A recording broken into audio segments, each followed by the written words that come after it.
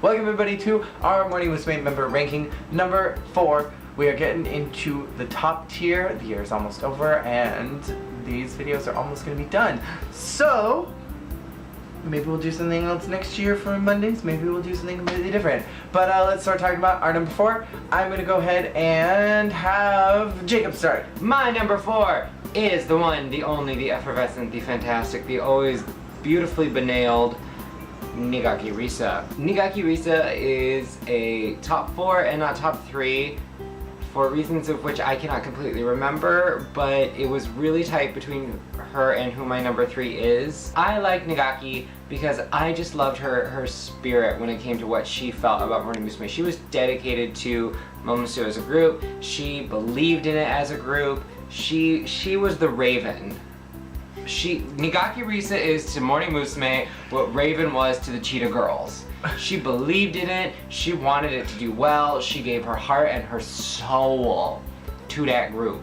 And I think it showed, and I think it's unfortunate that her fantastic graduation got marred by some squishy little thing tacked onto the side.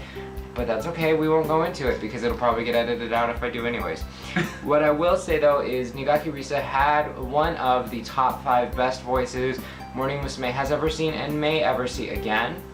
She showed a versatility that set her apart vocally from other girls, because we do have girls coming in now who do have great voices like Sakura, like Zuki. However, the difference being that Gaki just had a versatility, whether it was ballads, head voice, belting, soft singing, auto-tune, she could do it.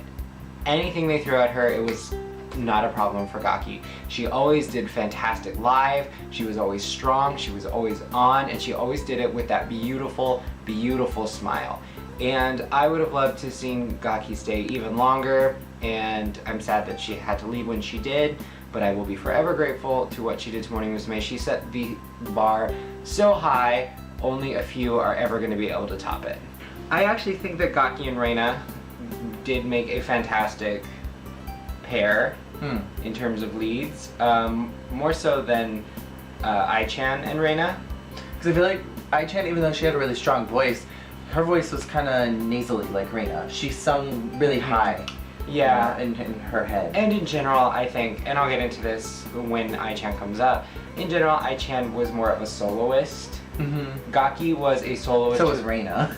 Reina was too, but I think Reina and especially Gaki were soloists who could sing with a group, which is something that I don't think Ai-chan had so much of.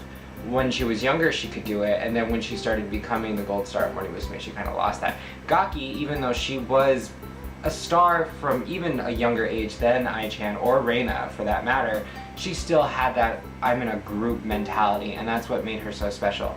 The reason she's not higher up will be explained when I talk about the other members, but I think she is fantastic, and probably if I redid this list, she probably would be my top 3. I have a respect for Gaki that I don't have for a lot of other Momosu girls. Not that I don't respect them, I do, but just I have a different level of respect for her because of the woman she was, the woman she became in the group, and what she represented in terms of Momosu. Fierceness. My number 4 is Linlin. I just barely ranked her right over Jacob's list, which he ranked her number 5. I did. So I think that Linlin was a powerhouse vocalist. She could sing in every corner of the range scale, and I think that she didn't sing in a flat linear line, she sang in a room. Like imagine like a runway model walking down a stage. Like Linlin worked the whole room, you know, it wasn't just one piece that she did. And I really love her voice more than I think I love any of the other girls who didn't really get lines, like any of those background girls. She is absolutely, that's basically what Linlin was. She was a background girl, along with like any of those background girls, like Ida, like Mari was to an extent, like you know, Ogawa or Yoshi to some extent. Like of all those girls, Linlin was the absolute best, who should have been a lead. And I think that Zuki is in that same position right now. She's a background girl who should be a forefront girl. She should be a center girl. And I think that Linlin was just absolutely fantastic, and she was stunning, and she always had this amazing energy, and you could hear her smiling when she sang. If you were just, listening to a studio recording, you could hear just how happy she was to be there. I think that Linlin was really creative with her jokes. I think she was really hilarious, and I think she really knew how to set a monologue. Like, she knew how to talk to people.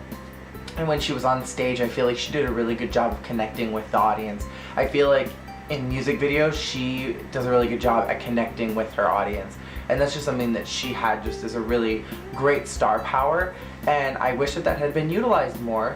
But unfortunately, because she was Chinese and not Japanese, I think that there was some aggressiveness taken out on her where she was not allowed to shine as much as she could have potentially been able to, because there was some kind of underlying racism there. That, I'm just gonna put it out there. There was racism within the group, maybe not from the members, but from its management. And I think that they didn't let Linlin become more because they didn't want it to be like a Chinese member in a Japanese group is doing better than the Japanese stars. This is just unheard of. She's just Chinese. And I don't really like how they constantly refer to them as exchange students. They didn't refer to them as members for a long time, and I think that was kind of just a really unfortunate misstep with management, and I think that it was just really unfortunate for them. I also don't like that they were tacked onto, her and Junjun were tacked onto Aika's generation. I think that they should have been sectioned off and made their own 9th generation and not have been tacked on to another one. Because I feel like that was a disservice to them, and I feel like it was a disservice to Aika.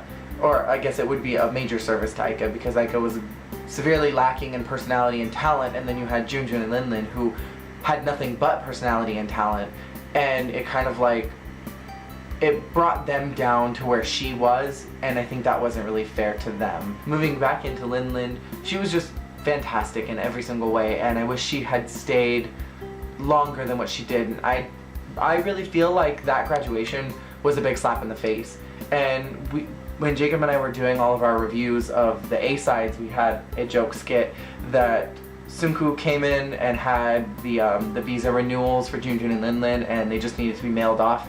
And Roman, his assistant's character, ripped up the visas and threw them on the ground, and they were never found again, which is why they had to graduate them. And I almost feel like something like that happened, because there was really no reason for them to leave. Like, Eddie made sense. She had a skin condition for a really long time, and she had been asking to leave the group, and finally Sunku let her. With Junjun and Linlin, but Sunku just said he decided to graduate them. And I feel like that's a really bullshit excuse. Like, I just decided to do it because, cats, they're ready to go. Like, I don't think that they were ready in the announcement. They both seemed like they were not prepared for it. Like, Eddie looked sad, but she also looked like, okay, it's my time, like I need to go now. Where Junjun and Linlin were just crying buckets and almost looked like they wanted to just jump through the screen and punch Sunku in the face and be like, you idiot, we don't want to go, we want to stay here. And so I feel like there was some shady business going on with why they graduated them. Who knows? So now we're gonna move on. We're gonna see who you said your number 4 ranked Morning Musume members are. So we got from Risa Aika Senju.